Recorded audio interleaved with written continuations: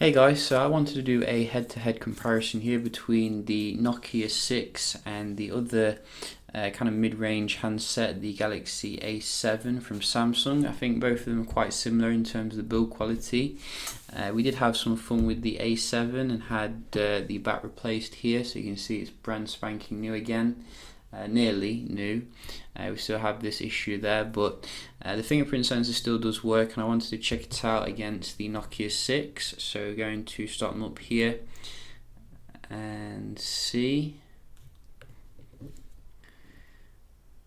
So obviously the Nokia 6 is a little bit cheaper here than the A7, which is about €300. So it does have some compromises in comparison. They're both coming about the same kind of size here. I think the A7 is 5.7 inch though, so a little bit less bezel around the edges, which is pretty good. But you don't get the Nokia tone on the Samsung, which is worth the price of admission alone. And you can see we are starting up here on both of them. So as I said, I did want to check out the fingerprint sensor here on both of them and see how they do compare. So we're going to just turn the displays off, and then 3, 2, 1, go. So you can see that was the Nokia. Let's just try again here. Go. So the Nokia did misread there a little bit, but the A7 did get it, and the A7 misread there a little bit. So I think both of them have a bit mid-range performance here when it comes to your fingerprint sensors. I have noticed the A series isn't quite as good as the higher end models when it comes to the fingerprint sensor, but the Nokia seems to be doing quite well here overall. I think I've just gone into the camera there somehow, probably double tapping the power button, so that is quite nice. So it's a solid fingerprint sensor here, not the best on the Nokia 6. We're going to have a look at the performance then. You can see straight away, I think the A7 has a brighter display, a little bit more vivid as well in terms of the colours here, let's just be honest. I was saying to someone that I think that Nokia should have gone with an AMOLED display because it would have made it stand out a little bit. But nevertheless, how do they compare here? Let's just see. So we'll just start again here, because we do have quite a lot of pop-ups actually on this software, but it does seem to be quite refined here in terms of the performance, as you can see, going into stuff. So I did that on the left there a bit quicker, I know. Let's just do the clock. Obviously we're running old Marshmallow still on the A7, completely abandoned by Samsung, versus the latest Android 7.1.1 on the Nokia. It does give you also the force touch kind of features here. If I just go show you this so you can see what I'm talking about. It does work most of the time, maybe I'm doing it wrong. Let's just go to something else. There we go. So you can see it is working here, but you're not going to get any of that on the Samsung, unfortunately. Let's have a look at some third-party apps. So I think you can see maybe the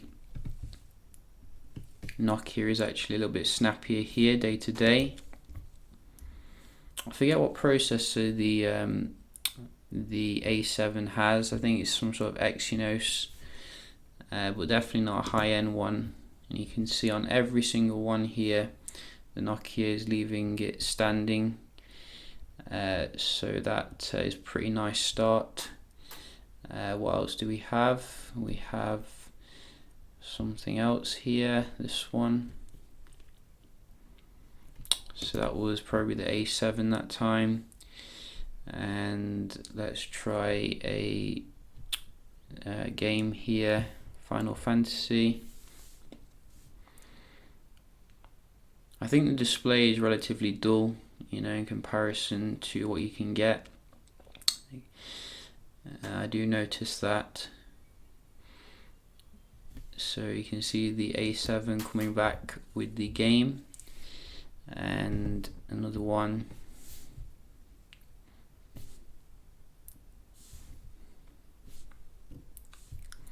So a little bit of pop-ups there, but I think the A7 was in there. UFC.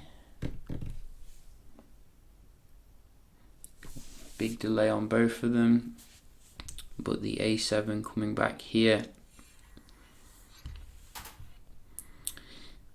So I'm thinking the A7 for the games just seems to be more responsive overall.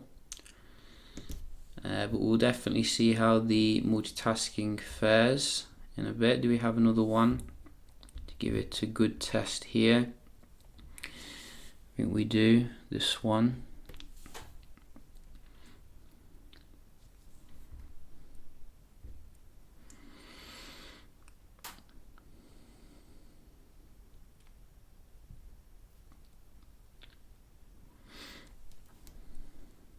So you just get so many pop-ups here on the Nokia, but I think the A7 would have been faster anyway, based upon my timing. You can see it takes a while to load the Snapdragon 430, unfortunately. So good performance when it comes to your apps, but poor performance when it comes to the games. Does the Wi-Fi do well? Let's have a look. Start with the A7.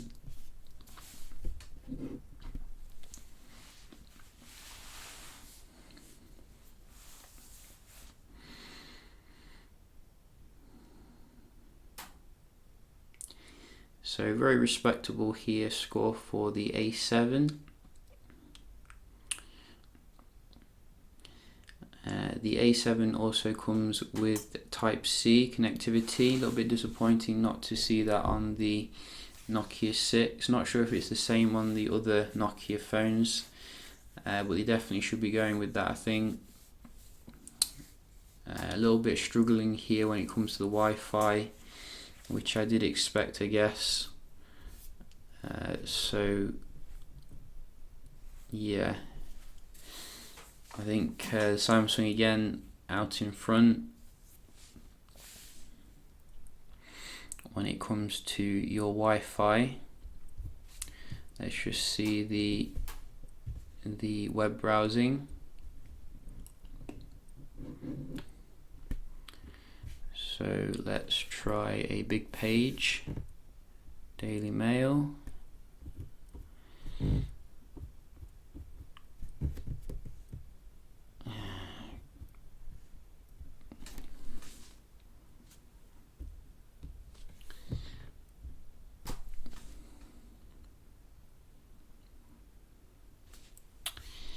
So both load the page here about the same, but both are a little bit laggy when it comes to being responsive. As you can see, pictures taking a long time to load on both of them, but pinch to zoom is relatively responsive here. We can just try GSM.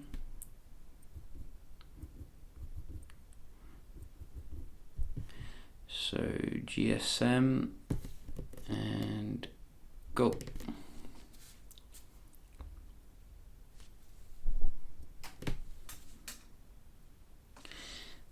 So you can see nice load here pretty much. The display though does seem relatively dull, in comparison to the A7 again when it comes to the web browsing.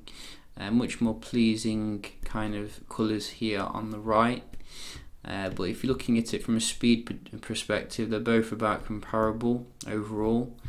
And we can just have a look at the multitasking to see how they do compare here.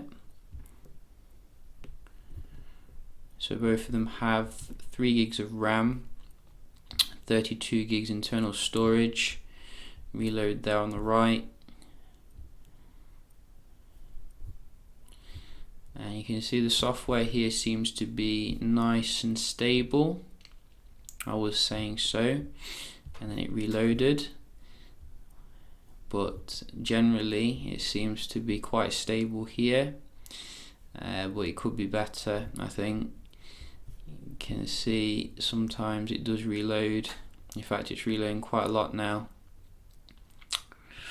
so maybe I spoke too soon. Wow, both of them have completely ground to a halt here. I think with the price that they're charging for these phones, you should expect a good kind of performance, really, because they're not cheap, you know. Maybe if it was like 100 to 200 euro, but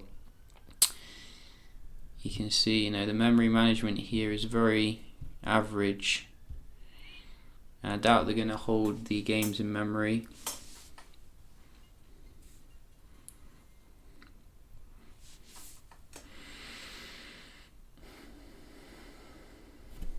The A7 seems to recover a bit faster, as you can see. And they hold that one. And UFC. A7, nice recovery there. And you can see, I think the Nokia is down and out when it comes to holding this one. And this last one, you can see again it has reloaded from the start. So in terms of the performance, I'm probably going to give this to the A7 overall. You know, it was faster when it came to the games. The the Wi-Fi speed and the multitasking seem to be a little bit better overall, even though it's running older software like Android Marshmallow here still.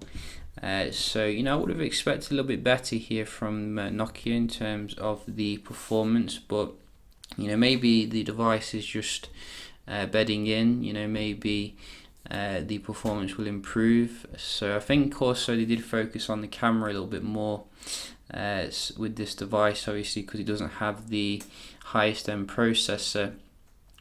So yeah, just a quick little comparison here between Nokia 6 and the Galaxy A7. I will be doing some other comparisons, so do stay tuned for that. Hope you enjoyed the video, and I'll see you in the next one.